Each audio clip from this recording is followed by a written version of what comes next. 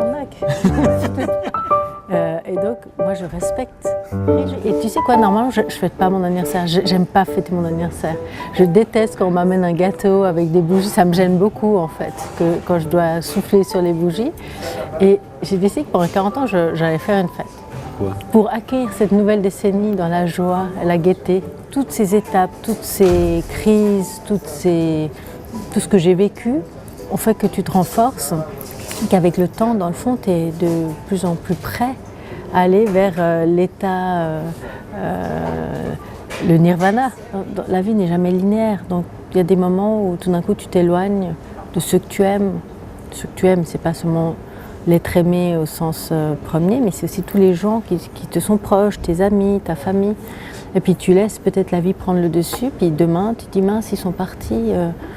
J'en ai pas profité. C'est pas ça, c'est-à-dire que l'amour, ça s'entretient.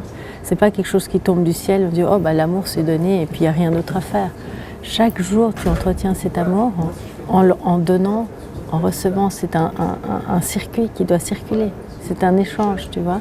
Et souvent on a tendance à oublier, on pensait que tout nous est dû, mais pas que pour l'amour, pour tout. On a souvent l'impression que tout nous est dû. Et que si on est victime d'une telle ou telle situation, c'est injuste, c'est l'injustice. Mais dans le fond, je pense qu'on est tous maîtres et maîtresses de notre destin. Et que si tu es bien dans une relation, bah, c'est parce que tu l'as voulu. Si tu es bien dans une relation de travail, c'est que tu as voulu. Puis si tu es dans la merde au travail, c'est parce que tu l'as aussi voulu. Tu l'as initié, tu en es responsable.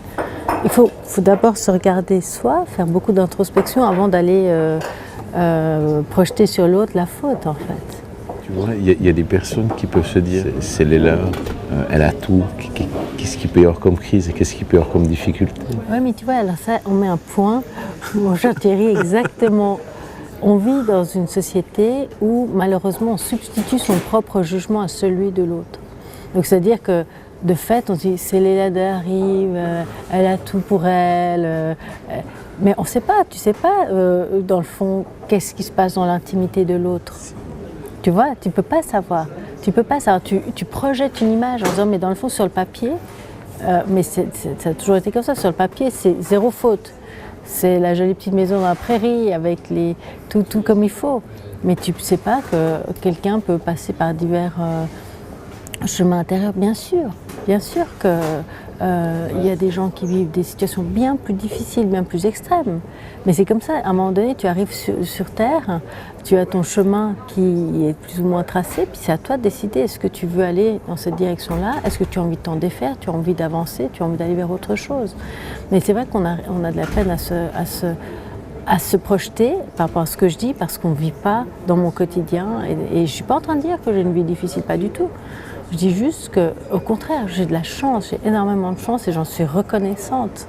Et que cette chance-là, il faut pouvoir la transmettre à d'autres, il faut partager, il faut être dans le partage. Aujourd'hui, ça ne me fait plus souffrir, mais c'est le jugement facile que l'on a pu avoir depuis toujours sur moi. Même quand j'étais gamine, tu sais, à un moment donné, soit je dois mettre de l'énergie à essayer de convaincre les gens en disant accepter comme je suis, ou j'avance. Moi, je fais le pari d'avancer. Je m'en fiche. Ouais. Tu vois, quelque part. Moi, ce qui compte, c'est de dire, voilà, je sais que j'ai une certaine mission aujourd'hui, j'en ai conscience, je l'accepte et j'avance sur ce chemin qui n'est pas un chemin facile. Mais si je dois passer mon temps à dire « Thierry, tu sais, en fait, je ne suis pas comme ça. Tu sais, en fait, non, mais les amis, pensez pas, je ne suis pas futile. Les amis, sachez que… » Tu vois, c'est bon. Ouais, enfin. Sincèrement, on a tous une mission sur cette terre. La mienne, elle est un peu compliquée.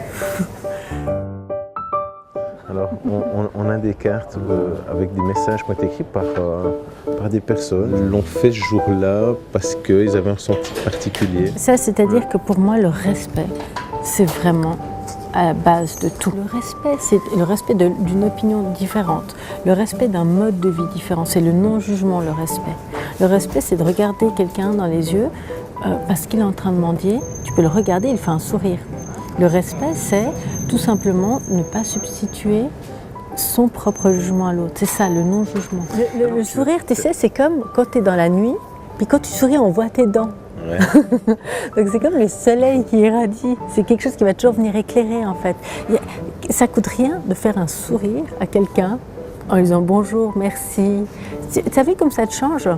Quand tu prends par exemple, je sais pas moi, le bus et puis que tu as quelqu'un qui te sourit, qui dit bonjour, ça, tout d'un coup tu te sens, oh, ça te remplit. Donc un sourire, c'est vraiment ça, c'est la lueur dans la nuit. Et si le sourire était une attitude, ça serait quoi? Ce serait un high five.